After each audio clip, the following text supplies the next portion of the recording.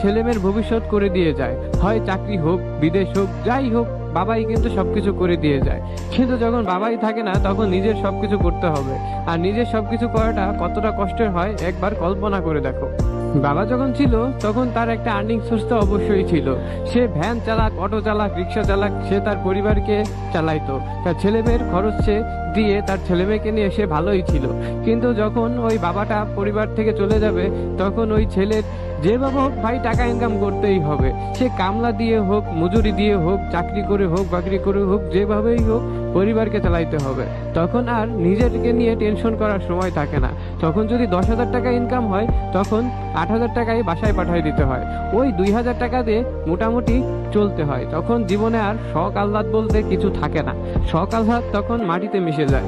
আর যদি বাবা বেঁচে থাকতো, তাহলে এই শখ আহ্লাদগুলো আর মাটিতে মিশে যেত না। কেননা বাবাই তার শখ আহ্লাদ সব পূরণ করতো। তাকে টাকা পয়সা হোক, যাই হোক, একটা চাকরি দিয়ে তার সুন্দর একটা ভবিষ্যৎ করে দিত।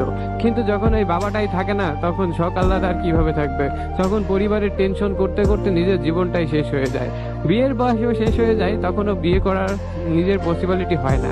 কেননা সে যে টাকা বেতন পায়, তাতে তার নিজের পরিবার চালিয়ে নিজেকে চালাইতে হিমশিম খাইতে হয়। তো হ্যাঁ, অন্যের বাড়ির একটা মেয়েকে এনে সে কিভাবে সুখে রাখবে?